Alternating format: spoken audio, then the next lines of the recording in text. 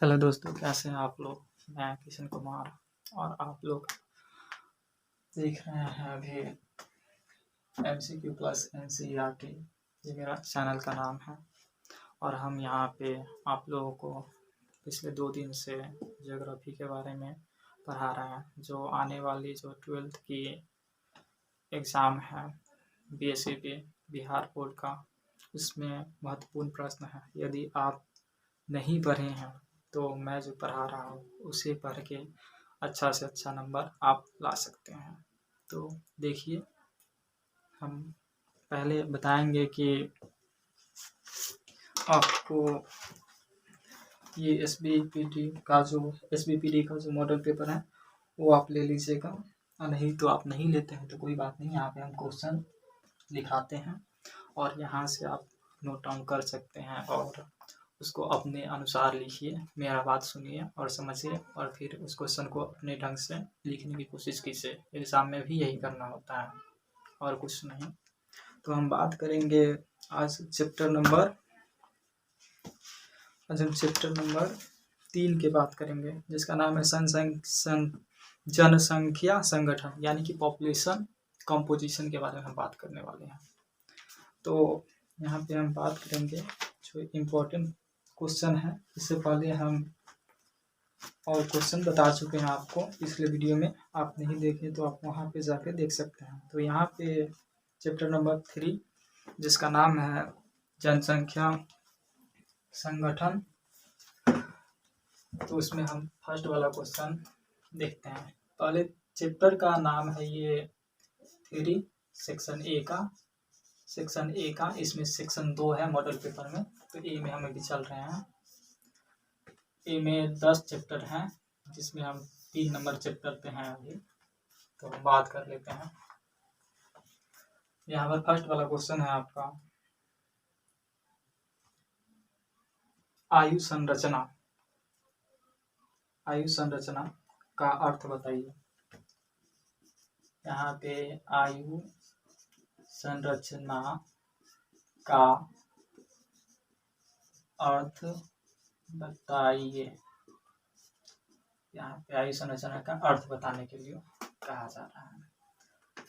ये as composition, ये structure जो है इसका अर्थ क्या होता है। तो देखिए, स्ट्रक्चर का मतलब है कि कैसा है। तो आयु में क्या होगा, ऊपर नीचे। जैसे कि हम सिंपल देखें स्ट्रक्चर, कोई बड़ा होता है, जैसे कि देख लीजिए कोई चीज़ का स्ट्रक्चर बनाते हैं तो हम सिंपल बता सकते हैं इसमें सबसे बड़ा कौन है, तो ये है, सबसे छोटा ये है। इस प्रकार भी जनसंख्या में भी होता है आयु संरचना। तो आयु संरचना में क्या होगा, किसी का उम्र ज़्यादा होगा, किसी का कम होगा। तो सिंपल पे में हम बात करते हैं 3, जिसको एक युवा होता है, बच्चा बोलते हैं, और एक होता है प्रौढ़ मैच्योर, और मैच्योर यानी कि 20 वाला, एंड एक होता है थर्ड यानी कि वृद्धावस्था। तो पहला हम देखेंगे, इस संरचना में 3 है। पहला बाल अवस्था, दूसरा देखेंगे प्रौढ़ अवस्था, एंड तीसरा देखेंगे वृद्धावस्था। इसमें क्या है, इसमें 0 से लेके 14 तक के जितने भी लोग आते हैं, 0 से लेके 14 वर्ष तक के, ये इसको हम बाल अवस्था में लेते हैं, काउंट करते हैं। और इसमें 15 से लेके 59 वर्ष का जो है इसको हम युवा अवस्था, ये भी प्रौढ़ अवस्था कहते हैं। यहाँ पे आप देख लीजिएगा 60 से ऊपर इसमें आ जाएगा। तो इकोनॉमिक के दृष्टि से ये इम्पोर्टेंट होता है, क्योंकि यही वर्ग, इसे कमाने वाला वर्ग भी कहा जाता है, क्योंकि इन्हीं के माथे पे ये और ये होते हैं। ठीक है, तो यही आयु संरचना है। ऐसी प्रकार से हमको बताना है कि इस आयु संरचना को हम 3 भागों में विभक्त कर सकते हैं, बांट सकते हैं, जिसमें बाल अवस्था, दूसरा प्रौढ़ अवस्था, एंड तीसरा वृद्धावस्था आते हैं। उम्र बता देंगे, बस क्वेश्चन हो गया।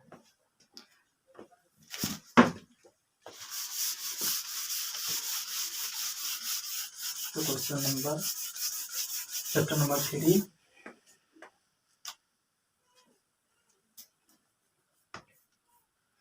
इसको हम लिख देते हैं। चैप्टर 3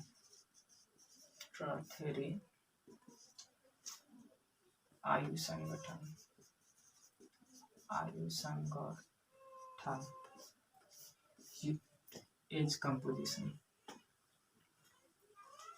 एज कंपोजिशन हम कह सकते हैं इसको। और नेक्स्ट क्वेश्चन देखते हैं हम। तो नेक्स्ट क्वेश्चन है लिंग अनुपात कैसे मापा जाता है।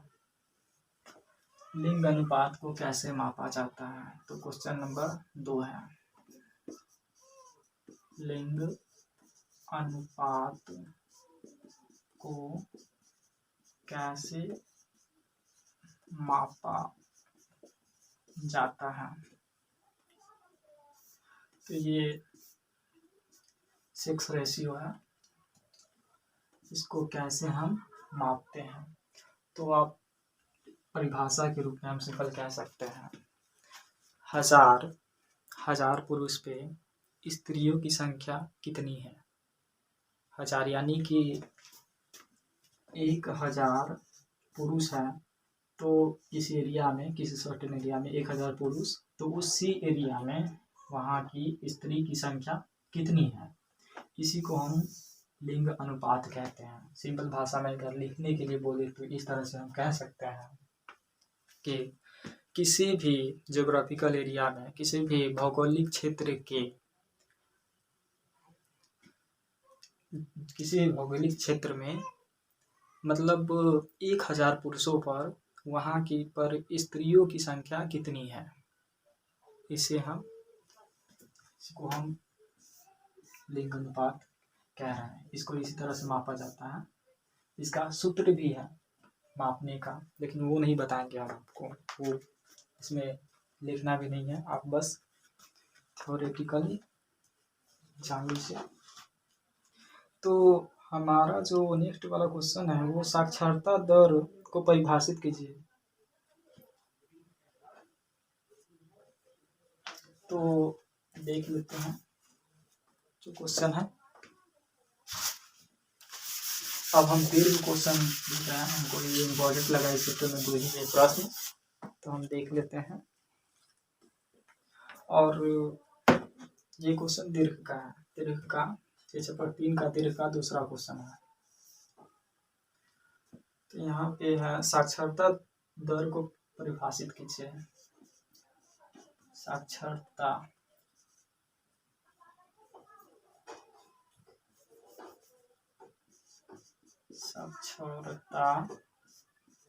दर को परिभाषित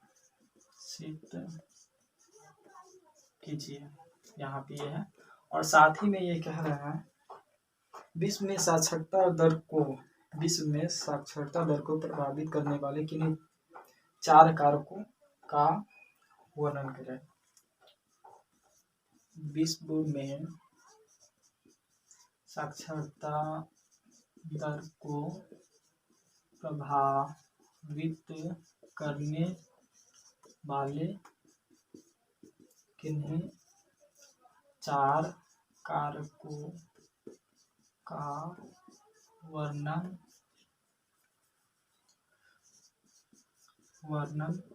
करें।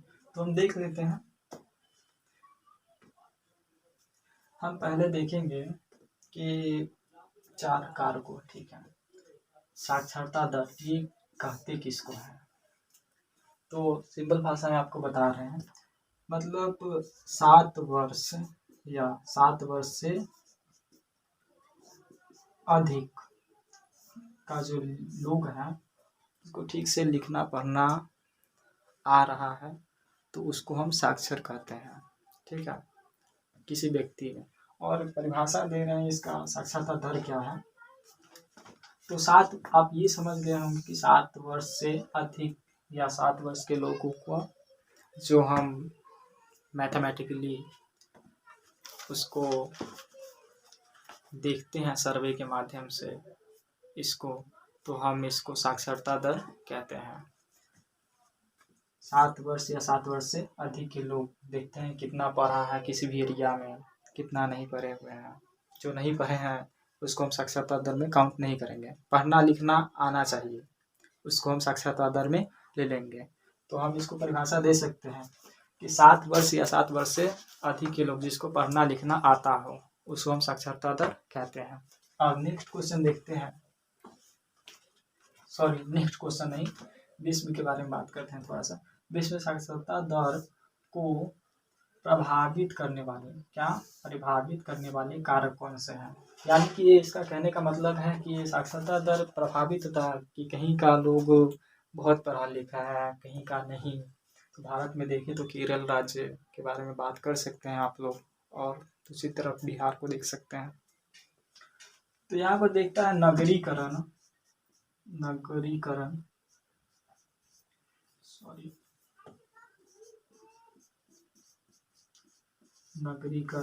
फैक्टर होता है, ऐसा ही फैक्टर होता है।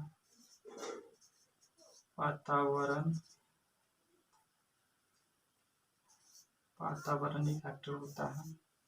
बहुत सारा फैक्टर है जो ये डिसाइड करता है कि कहीं का लोग पढ़ा है या नहीं। वहाँ फैसिलिटीज हो, सुविधा हो सकती है, कहीं मान लीजिए सुविधा ही नहीं है, कहीं मान लीजिए सुविधा है तो पैसा नहीं है। नगर है यानी कि ऑर्गेनाइजेशन, यानी कि नगर है यानी कि शहर है, तो वहाँ पर आपको अच्छा से अच्छा स्कूल वगैरह मिल जाएगा। सुविधा, मान लीजिए कि आपका घर से स्कूल 50 किलोमीटर दूर है, कहीं कहीं है, ऐसा भी है इंडिया को देखें तो आप क्या वहाँ के लोग पढ़ाना चाहेंगे? नहीं पढ़ाना चाहेंगे। और इससे पढ़ाना चाहेंगे भी तो इसमें वो भेदभाव वाला आ जाएगा, डाइवर्सिटी वाला, कि लड़का को पढ़ाना चाहेंगे लड़की को नहीं। पॉलिटी के बारे में देखेंगे तो बात कर लेंगे। तो ये क्वेश्चन हो गया। हम एकदम सिंपल भाषा में आपको बता रहे हैं।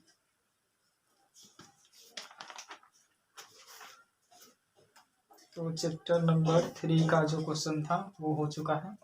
चैप्टर नंबर 4 पे हम चलते हैं, जिसका नाम है ह्यूमन डेवलपमेंट, यानी कि मानव विकास।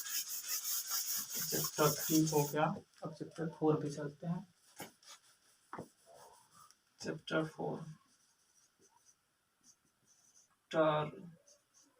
ये चैप्टर 4 है, जिसका नाम है मानव विकास, यानी कि ह्यूमन डेवलपमेंट।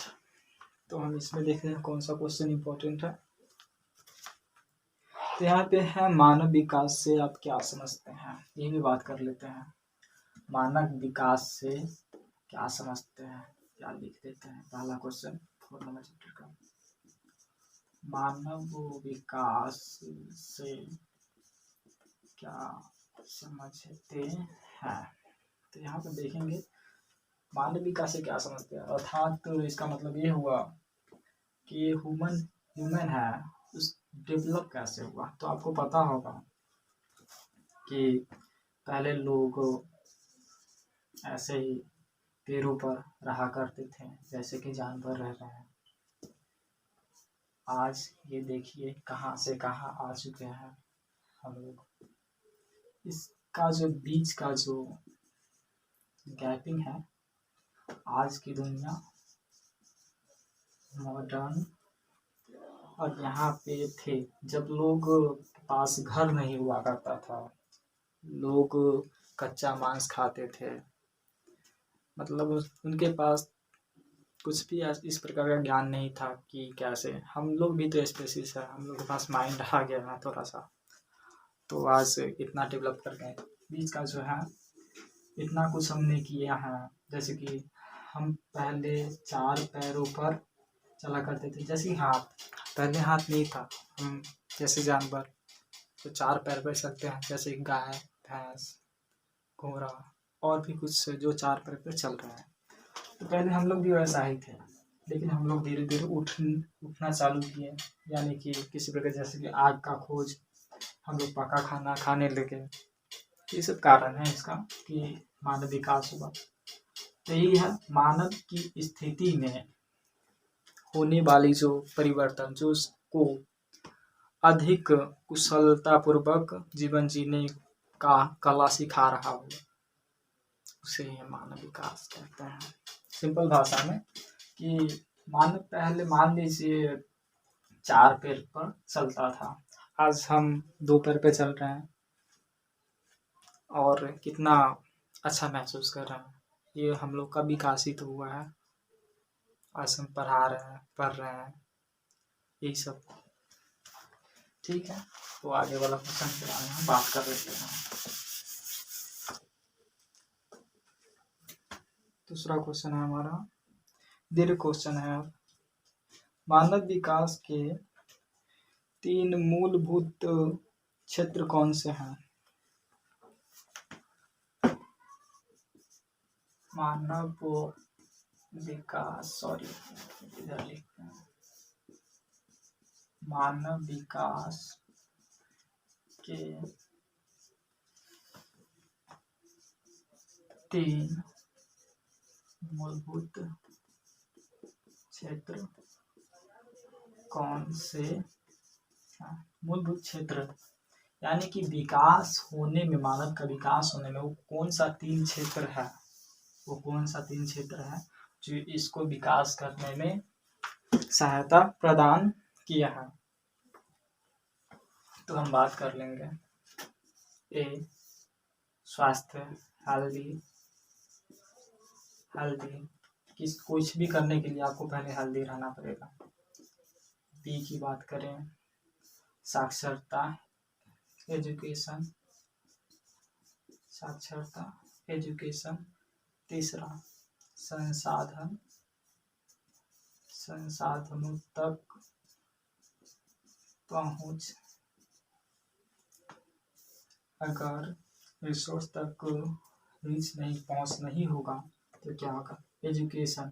आप पहले हेल्दी रहिए, तभी आप आगे सोच पाइएगा। आप साक्षर हैं, एजुकेटेड हैं। अगर आप एजुकेटेड हैं तो आप सोच पाइएगा कि हमारे लिए क्या अच्छा होगा। संसाधन, मान लीजिए आप ये दोनों हैं, लेकिन आपके पास संसाधन ही नहीं है। जैसे कि मैं, मान लीजिए ये बोर्ड है, हम पढ़ाना चाहते थे, हम हेल्दी है, एजुकेटेड भी है और पढ़ाना चाहते थे, लेकिन बोर्ड या मार्कर ये हमारे पास नहीं रहता, या फिर मोबाइल नहीं रहता, तो क्या हम पढ़ा पाते? नहीं पढ़ा पाते। तो संसाधन तक पहुंच भी होना चाहिए। बोर्ड कहीं और रहे, संसाधन तक पहुंच का मतलब ये है कि क्या हम इसको खरीदने के लिए एबल है या नहीं, ये सब। और संसाधन जहाँ मिल रहा है वहां तक हम जाके ला सकते हैं या नहीं। बस यही क्वेश्चन था और कुछ नहीं। अगला क्वेश्चन देख लेते हैं। तो नेक्स्ट क्वेश्चन है, विकास किसे कहते हैं, जो कि मैंने आपको बता दिया।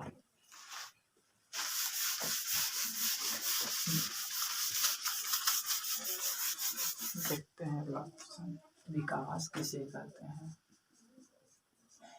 विकास किसे कहते हैं? मानव विकास के 4 स्तंभों को स्पष्ट कीजिए। मानव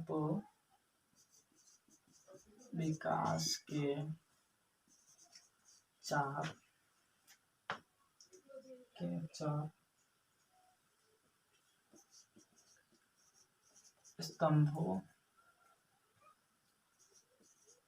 स्तंभों को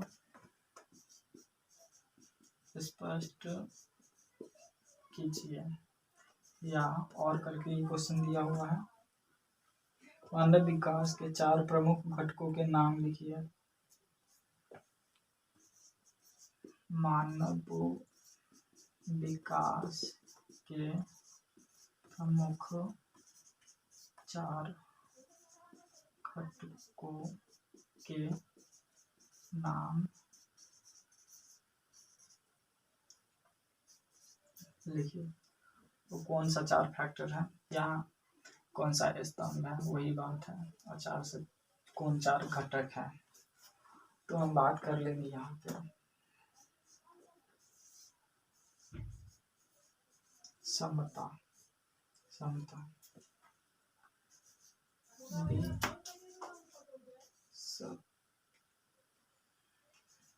सतत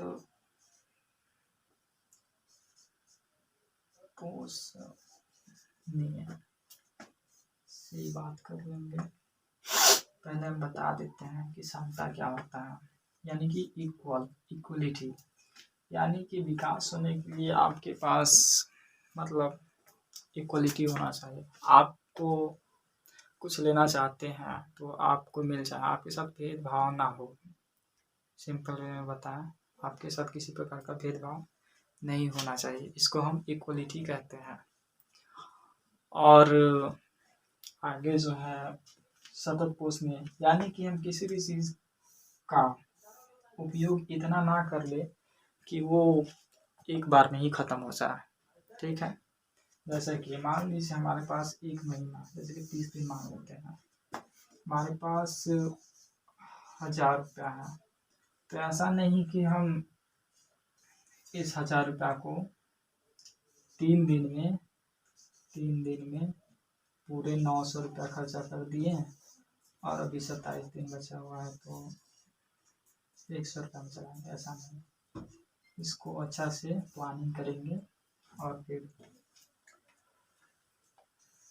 इसको हम खर्च करेंगे, यानी सतत पोषणीय, ताकि आगे तक हम चलते रहें। नेक्स्ट आता है उत्पादकता,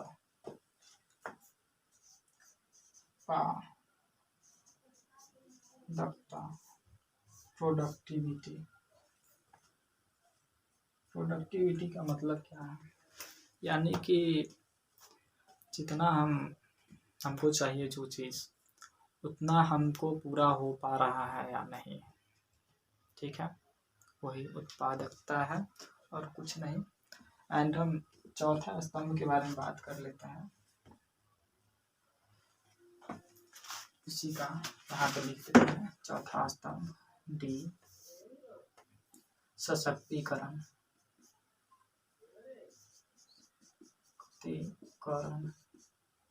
सशक्तिकरण के बात कर ले, इम्पावरमेंट क्या होता है, सशक्तिकरण क्या होता है। जैसे कि मान लीजिए कोई लड़का है, उदाहरण लेते हैं, 2 लड़का है,